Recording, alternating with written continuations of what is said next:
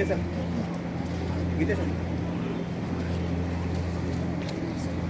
खास सर गीते सर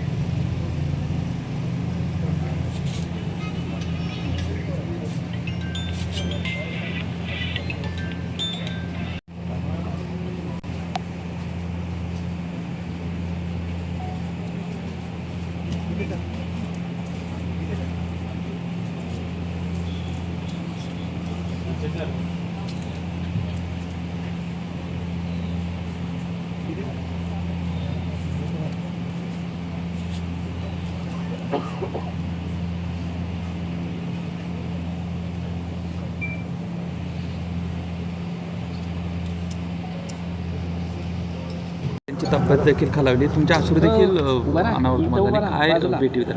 कसं आहे, आज आमचा एक मराठा बांधव त्याच्या समाजाच्या अधिकारासाठी लढतो आहे आणि त्यांची तब्येत ही दिवसेंदिवस खालावत चाललेली आहे आणि हे आम्हाला कोणालाही सहन होणार नाही. आज महाराष्ट्रामध्ये त्यांच्या जीवाला जर काही बरं वाईट झालं, येणारा काळ सणासुदीचा आहे, या सणासुदीला गालबोट लागता कामा नये. आणि आज मला कुठेतरी लाज वाटते की मी या महाराष्ट्रामध्ये राहतो.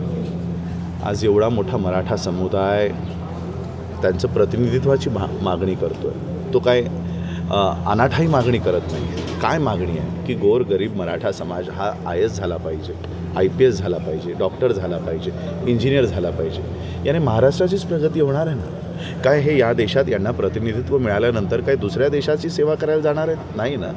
महाराष्ट्राचीच सेवा करण्यासाठी त्याच्यामध्ये आमचं प्रतिनिधित्व असावं. त्या 100 लोकांमध्ये आमचाही एक IAS व्हावा, आमचाही एक जज व्हावा, आमचेही लोक खरे सख्खे सच्चे प्रतिनिधी आम्हाला त्या विधानसभेतही बघायचे.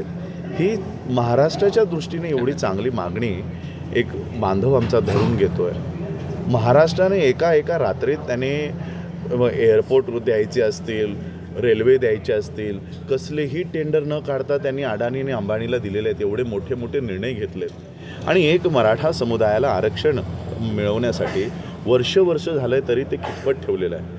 आणि म्हणून माझी महाराष्ट्राच्या राजकारण्यांना, मग ते सत्ताधारी असेल विपक्ष असेल, माझी दोघांनाही हात जोडून मागणी आहे की जरांगे पाटलांची तब्येत दिवसेंदिवस नाही मिनटोमिनटी खालावत चाललेली आहे.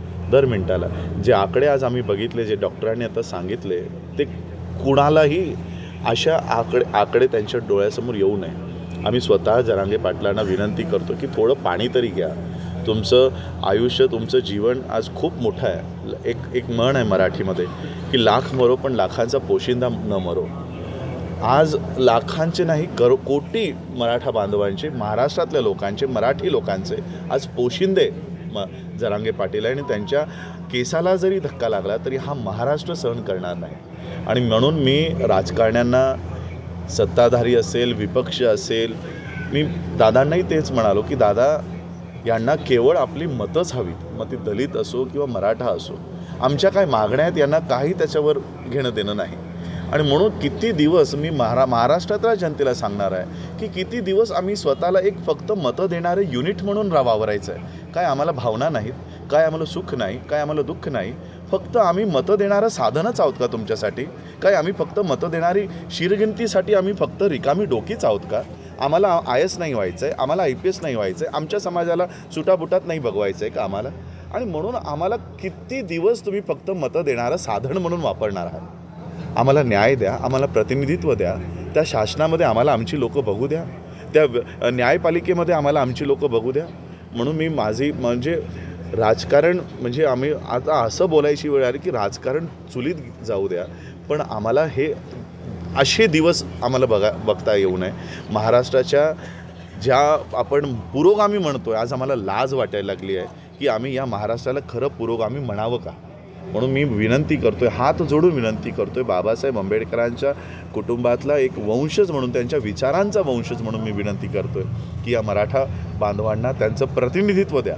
हा आरक्षणाचा मुद्दा नाही, हा प्रतिनिधित्वाचा मुद्दा आहे. त्यांचेही लोक, त्यांचेही प्रगती होऊ द्या, एवढीच मी आज विनंती करतो शासनाला, प्रशासनाला, सगळ्यांना मी हात जोडून विनंती करतो. आणि एक इन्स्ट्रक्शनही देतो आहे, एक सूचनाही देतो आहे की जरांगे पाटलांच्या केसालाही जरी धक्का लागला तर येणाऱ्या काळात मग तो सत्ताधारी असो का विपक्ष असो, हा रस्त्यावर प्रचाराला पण उतरता कामा नये, अशी परिस्थिती आम्ही महाराष्ट्रात उभी करू. बस एवढंच मी सांगतो. थँक्यू.